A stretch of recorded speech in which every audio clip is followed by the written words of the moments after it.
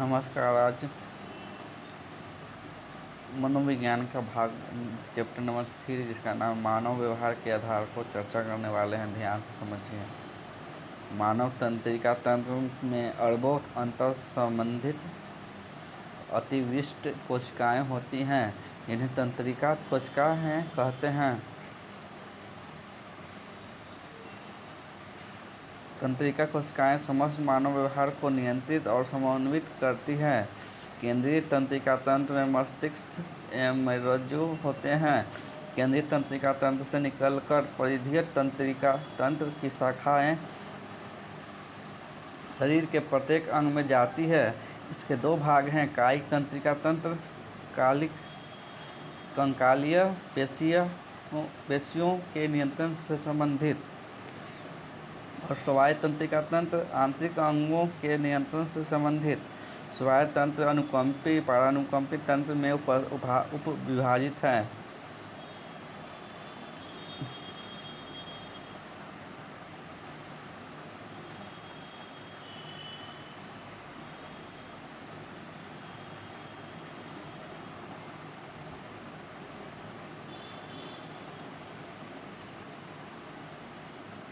तंत्रिका कोशिका में पार्श्व तंतु होते हैं जो आवेगों को ग्रहण करते हैं, और अक्ष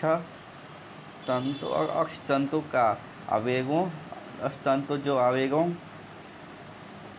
के कार्य कोशिका से दूसरी अन्य तंत्रिका कोशिकाएं या पेशीय ऊतकों तक संचारित करते हैं। अगला, प्रत्येक अक्ष तंतु एक खाली स्थान से विभाजित होता है जिसे तंत्रिका कोश कहते हैं। तंत्रिका संचारक नामक रसायन जो अक्ष तंतु सीमांत से निकलता है संदेश को अन्य तंत्रिका कोशिकाओं तक पहुंचाता है। मानव मस्तिष्क के केंद्रीय कोड में पक्ष मस्तिष्क, इसमें मेडुला, सेतु, जलाकार रचना तथा अनुमस्तिष्क होते हैं। मध्य मस्तिष्क एवं तथा चेतक अर्धचेतक होते हैं। केंद्रीय कोड के ऊपर अग्र मस्तिष्क या प्रमस्तिष्कीय गोलार्ध होते हैं।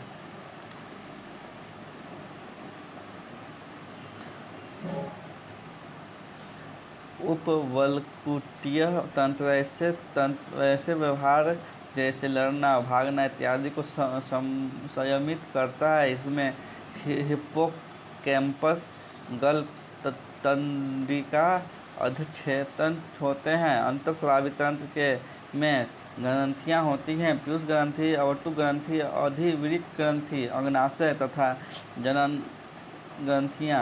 हमारे व्यवहार एवं विकास में इन ग्रंथियों द्वारा प्रवाहित अंतःस्रावों की निर्णायक भूमिका होती है। जैविक कारकों के साथ संस्कृति भी मानव व्यवहार की एक महत्वपूर्ण निर्धारक मानी गई है।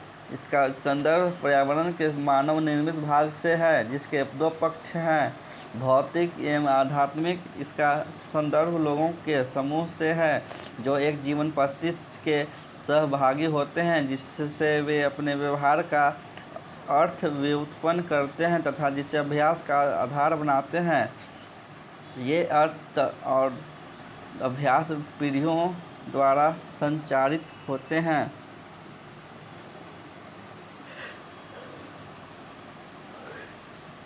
यद्यपि जैविक कारक हमें समानांतर समर्थ बनाते हैं, विशिष्ट कौशलों का विकास और क्षमताएं सांस्कृतिक कारकों एवं प्रक्रियाओं पर निर्भर होती है।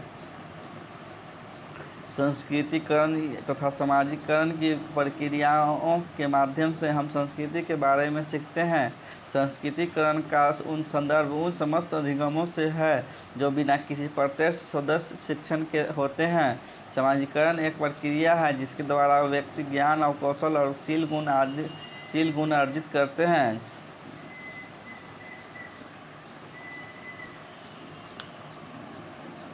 जो उन्हें समाज एवं समूहों में प्रभावशाली सदस्यों की तरह भाग लेने में सक्षम बनाती है। सबसे महत्वपूर्ण सामाजिक कारक माता पिता, विद्यालय, समूह, जनसंचार आदि होते हैं। पर संस्कृति ग्रहण का तात्पर्य सांस्कृतिक एवं मनोवैज्ञानिक परिवर्तनों से है जो दूसरी संस्कृतियों के संपर्क में आने के परिणामस्वरूप होते हैं। पर संस्कृति ग्रहण के मार्ग में लोगों द्वारा जो पर संस्कृतिग्राही युक्तियाँ अपनाई जाती है वे समाकलन, आत्मसात्करण, पृथक्करण तथा सीमांतकरण।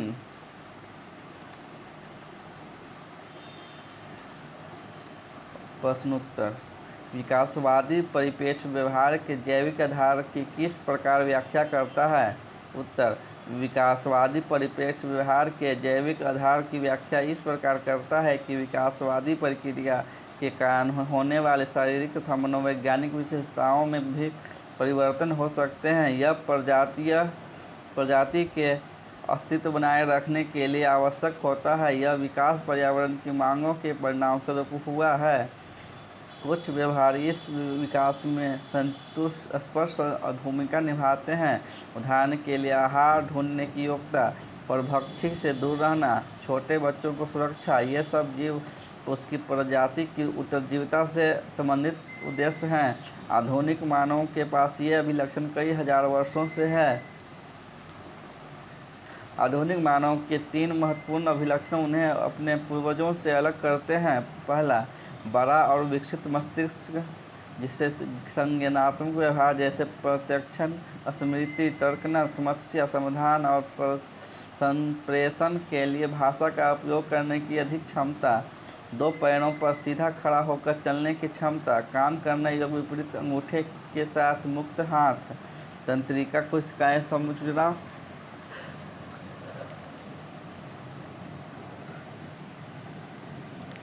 अगला क्वेश्चन: तंत्रिका कोशिकाएं सूचना को किस प्रकार संचारित करती है, वर्णन कीजिए। तंत्रिका कोशिकाओं के पास सूचना का विद्युत रासायनिक संकेतों के रूप में ग्रहण करने के लिए पार्श्व तंतु या कार्य केंद्रक अंतःस्थ बटन अक्षतंतु होते हैं। पार्श्व तंतु का कार्य निकटवर्ती तंत्रिका कोशिका से या सीधे संवेदी अंगों से आने वाले तंत्रिका आवेगों का ग्रहण करना होता है। ग्रहण किए हुए संकेत काय कोशिका में भेजे जाते हैं और इसके बाद अक्षतंतु में, जिससे कि सूचना अन्य तंत्रिका कोशिकाओं और मांसपेशियों में भेजी जा सकती है। अक्षतंतु अपनी लंबाई के साथ साथ सूचना का संवहन करता है। अंतिम सिरे पर अक्षतंतु छोटी छोटी शाखाओं में बढ़ जाती है, जिन्हें अंतःस्थ बटन कहते हैं। इनमें अन्य तंत्रिका कोशिकाओं, ग्रंथियों और मांसपेशियों में सूचना भेजने की क्षमता होती है। अगला क्वेश्चन: प्रमस्तिष्कीय बलकूट के 4 पालियों के नाम बताइए, ये क्या कार्य करते हैं? प्रमस्तिष्कीय बलकूट के 4 पालियों के नाम और उनके कार्य निम्नलिखित है। पहला, ललाट पाली।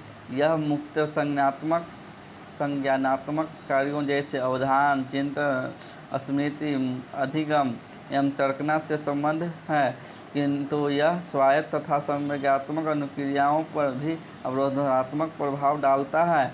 पार्श्विक पाली, यह मुख्यतः त्वचीय संवेदनाओं और उनका चाक्षु और श्रवण संवेदनाओं के साथ समन्वय से संबंध है। शंख पाली,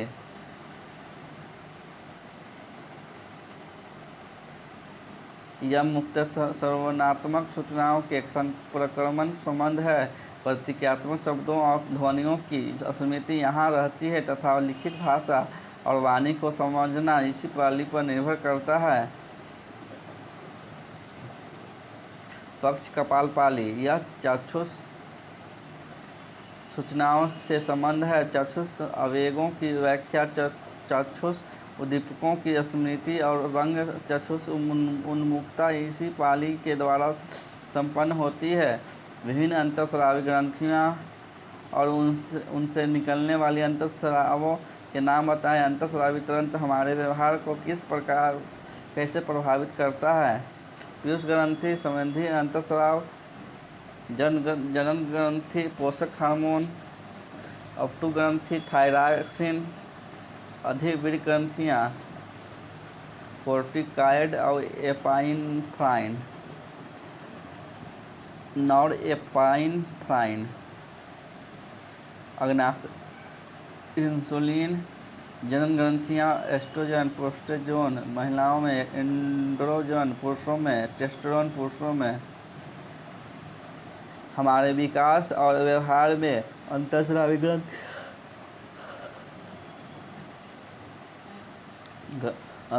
ग्रंथियों के निर्णायक भूमिका होती है। ये विशेष रासायनिक द्रव्य प्रवाहित करती है जिन्हें अंतःस्राव कहते हैं, जो हमारे कुछ व्यवहारों को नियंत्रित करता है। सभी अंतःस्रावों का सामान्य प्रकार हमारे व्यवहारिक कल्याण के लिए निर्णायक होता है। अंतःस्रावों के संयुक्त स्राव के बिना शरीर आंतरिक संतुलन को बनाने में सक्षम नहीं होता। यदि अंतःस्राव के वृद्धि न हो तो दबाव की स्थिति में हम पर्यावरण के संभावित खतरों के प्रति प्रभावी प्रतिक्रिया नहीं कर सकते। यदि अंतःस्राव स्रावित न हो तो हमारी समृद्धि नहीं हो सकती, हम परिपक्व नहीं हो सकते, न ही प्रजनन संभव हो सका है। अगला क्वेश्चन, स्वायत्त तंत्रिका तंत्र किस प्रकार आपातकालीन स्थितियों में कार्य व्यवहार करने में हमारी सहायता करता है? उत्तर, यह तंत्र उन क्रियाओं का संचालन करता है जो समांतर हमारे प्रत्यक्ष नियंत्रण में नहीं होती।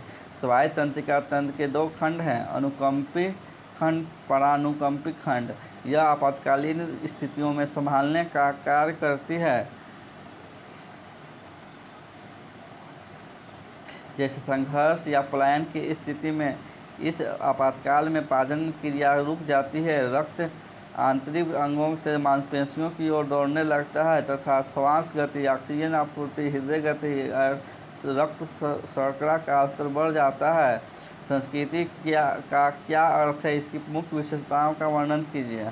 संस्कृति का तात्पर्य पर्यावरण के मानव निर्मित भाग से है। इसमें बहुत से लोगों के व्यवहार के साथ साथ हमारे अपने व्यवहार के विभिन्न उत्पादों सम्मिलित होते हैं। ये उत्पाद भौतिक वस्तुएं या सामाजिक संस्थान हो सकते हैं। इसके मुख्य विशेषताएं निम्नलिखित है। संस्कृति उन लोगों के व्यवहारात्मक उत्पादों को सम्मिलित करती है जो हमसे पहले आ चुके हैं। इसमें कुछ मूल्य होते हैं जो प्रकट किए जाते हैं, उनको प्रकट करने के लिए एक भाषा होती है। यह एक जीवन पद्धति है जो हम में से बहुत लोगों के द्वारा अपनाई जाती है, जो उसे परिवेश में बड़े होते हैं। इसे कुछ प्रतीकों में अभिव्यक्त अर्थों के रूप में समझा जाता है जो ऐतिहासिक रूप से लोगों में संचारित होते हैं।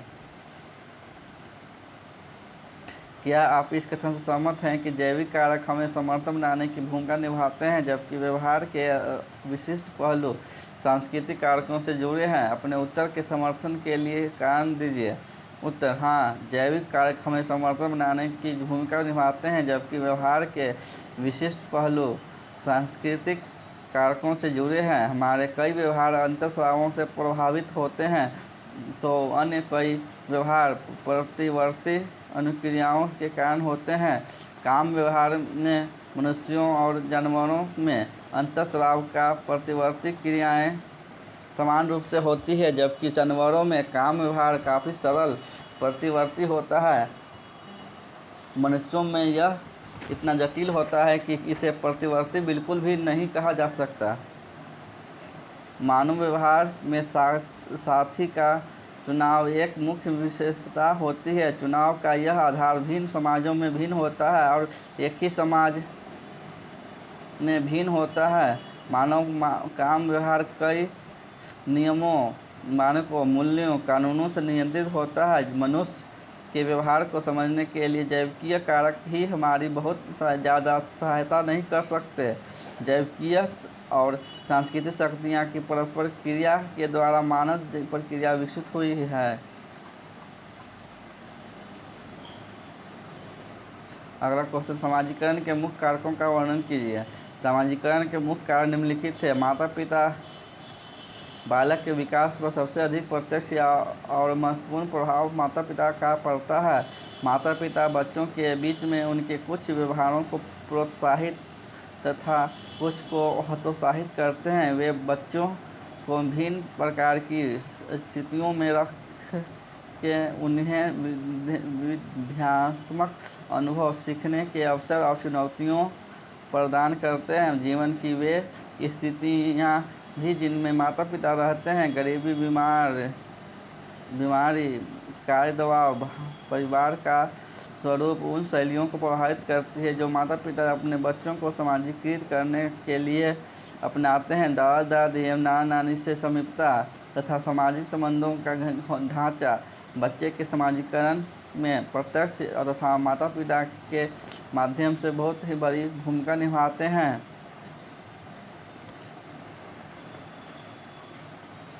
विद्यालय यह बच्चों को अपने शिक्षकों और समकक्षों के साथ अन्योन्य क्रिया करने का एक सुसंगठित ढांचा प्रदान करता है। बच्चे केवल संज्ञानात्मक कौशल जैसे पढ़ना, लिखना, गणित को करना ही नहीं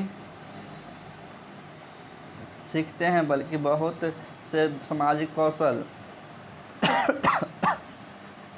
के साथ व्यवहार करने के ढंग, भूमिकाएं स्वीकारना, उत्तरदायित्व निभाना भी सीखते हैं।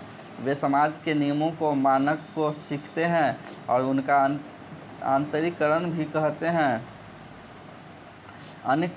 कई अन्य विध्यात्मक गुण जैसे स्वयं पहल करना, आत्मीय नियंत्रण, उत्तरदायित्व लेना, सृजनात्मकता इत्यादि विद्यालयों को प्रोत्साहित किए जाते हैं।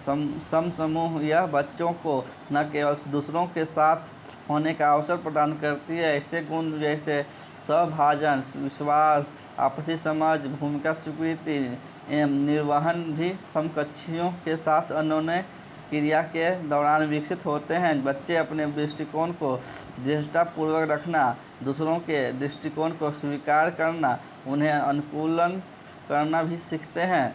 समूह के कारण आत्मतत्व का विकास बहुत सुगम हो जाता है। जनसंचार का प्रभाव। दूरदर्शन, समाचार पत्रों, पुस्तकों और चलचित्रों के माध्यम से बच्चे बहुत सारी बातें सीखते हैं। किशोर और युवा पौध अक्सर इन्हीं में से अपना आदर्श प्राप्त करते हैं। दूरदर्शन पर दिखाई जाने वाली हिंसा परिचर्चा का एक मुख्य विषय है, चूँकि अध्ययन यह इंगित करते हैं कि दूरदर्शन पर हिंसा का देखना बच्चों में आक्रामक व्यवहार को बढ़ाता है। समाजीकरण के इस कारक को अधिक अच्छी तरह से उपयोग करने की आवश्यकता, जिससे बच्चों में वांछित व्यवहार के विकास को रोका जा सके। संस्कृतिकरण और समाजीकरण में हम किस प्रकार भेद कर सकते हैं, व्याख्या कीजिए। उत्तर: संस्कृतिकरण यह उस सभी प्रकार के अधिगम को कहते हैं जो बिना किसी प्रत्यक्ष और सुविचारित शिक्षण से होता है। यह मानवीय जीवन के विचार, संप्रदाय और मूल्यों को सीख देता है, क्योंकि वे हमारी सांस्कृतिक संदर्भ में हमें उपलब्ध हैं। यह प्रक्षेपण के माध्यम से होता है। समाजीकरण एक ऐसी विचार प्रक्रिया है जो माता पिता, विद्यालय, समूह, जनसंचार जैसे कारकों के माध्यम से होता है। यह प्रक्रिया है जिसके द्वारा लोग ज्ञान, कौशल और शील अर्जित करते हैं, जो उन्हें समाज और समूहों के प्रभावी सदस्यों के रूप में भाग लेने के योग्य बनाते हैं। यह अन्योन्य क्रिया के माध्यम से होता है।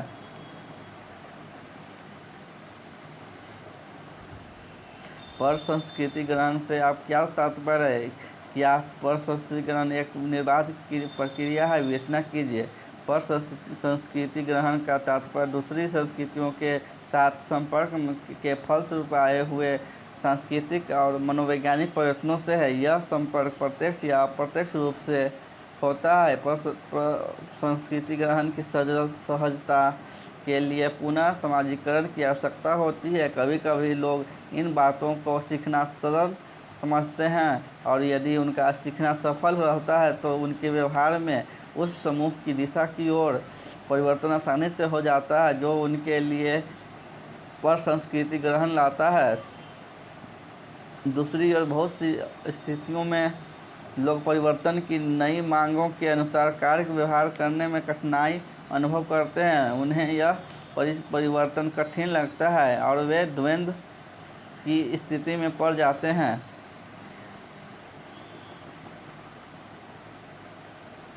प्रसंस्कृतिकरण के दौरान लोग किस प्रकार की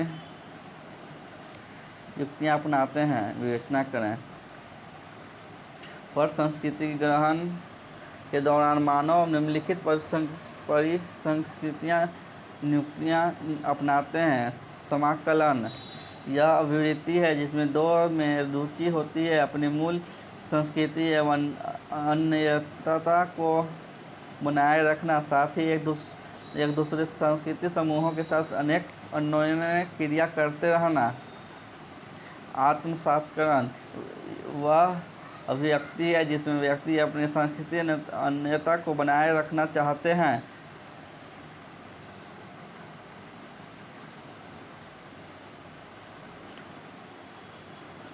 और वे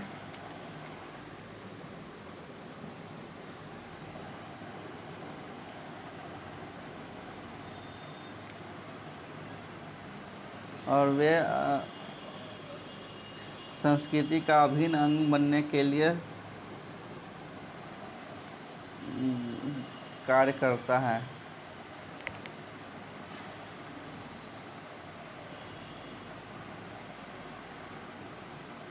पृथक्करण वह अभिवृत्ति है जिसमें लगता है कि लोग अपनी मूल संस्कृति को धारण के लिए रहना मूल्यवान समझते हैं। वे दूसरे संस्कृति समूहों के अन्योन्य क्रिया से बचना चाहते हैं।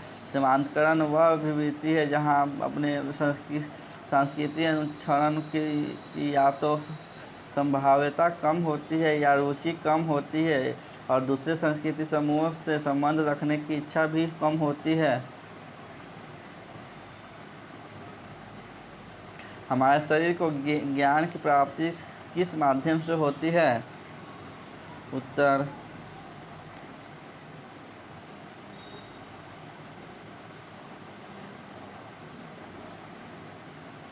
स्नायुओं के माध्यम से। ज्ञान स्नायुओं का मुख्य कार्य है ज्ञानेंद्रियों के स्नायु प्रवाह को ग्रहण करना तथा उसे सुषुम्ना को पहुँचना, सुषुम्ना को पहुँचाना। स्नायु द्वारा कार्य किया जाता है। स्नायु प्रवाह को ढोने का कार्य।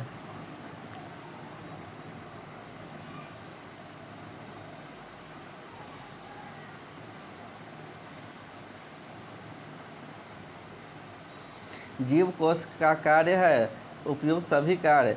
वृक्ष तंतु द्वारा लाए गए स्नायु प्रवाह को ग्रहण करना, स्नायु प्रवाह को धारण करना, धारण किए गए स्नायु प्रवाह को न्यूरॉन के अक्षय तंतु की ओर प्रेषित करना, उपयुक्त सभी कार्य। न्यूरॉन के मुख्य भाग होते हैं उपयुक्त सभी, जीवकोश, वृक्ष तंतु, अक्षय तंतु।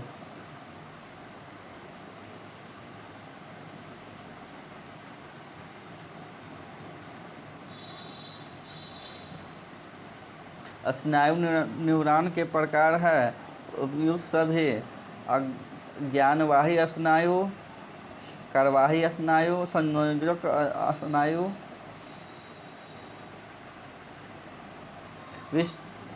न्यूरॉन का वृक्ष तंतु है उपयुक्त में सभी कथन सत्य है। असंख्य संख्याओं प्रशाखाओं में बटा होता है। यह न्यूरॉन के जीवन कोश से संबंध होता है। यह स्नायु प्रवाह तथा या आवेग को ग्रहण करता है। संयोजक स्नायुओं का मुख्य कार्य है ज्ञानवाही और तथा कर्मवाही स्नायुओं को संबद्ध करना। धन्यवाद। चैप्टर समाप्त हुआ।